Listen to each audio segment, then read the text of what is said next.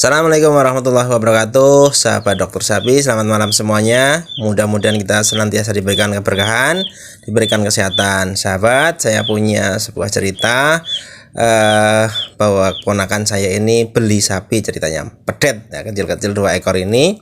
Karena dilihat bagus, kondisinya sehat, maka dibelilah dari Boyolali, dikirim ke Purworejo di kandang kita.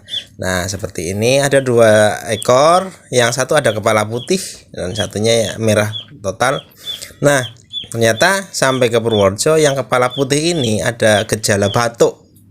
Ada gejala batuk sehingga nafsu makannya tidak sehebat yang satunya. Nah, kemudian begitu dipelihara, ternyata 1 hari kemudian ini berubah menjadi drastis kondisinya. Batuknya semakin menjadi dan kemudian ini kondisinya seperti ini. Nafsu makannya turun jauh, bahkan dia sering duduk.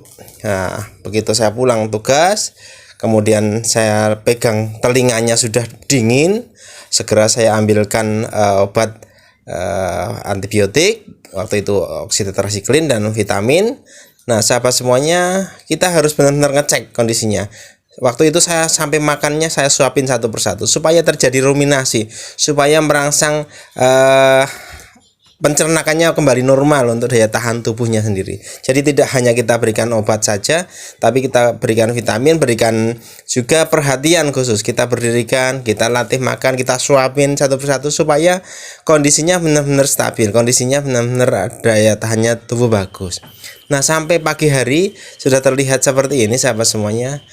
Karena waktu subuh harinya saya harus berangkat kerja lagi, kemudian saya sempat nyuntik itu, sebelum subuh saya suntik lagi antibiotiknya, kemudian sudah mulai terlihat bagus. Nah, apa hal yang bisa kita pelajari sahabat semuanya, bahwa kesehatan itu terpengaruh dari beberapa faktor.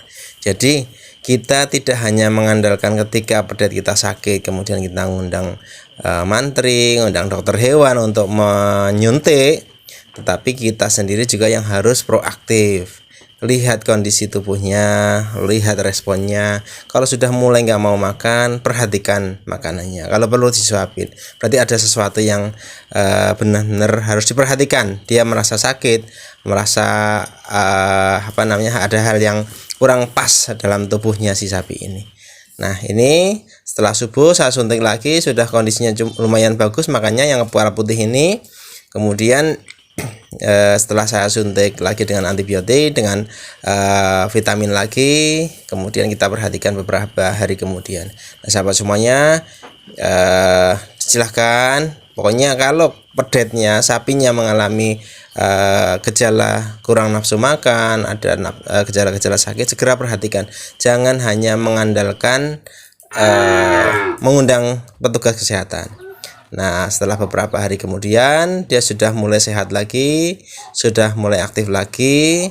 Nah, intinya kita perhatikan aset-aset kita ini supaya kesehatannya benar-benar terjamin. Jangan hanya mengandalkan ngundang tenaga medis, tapi berikan kesempatan, berikan perawatan dengan baik, menjiwai. Kita suapin, kita kasih minum, waktu itu minum air gula, kemudian ternyata kita kasih comboran dengan dedak juga langsung mau, responnya sangat bagus.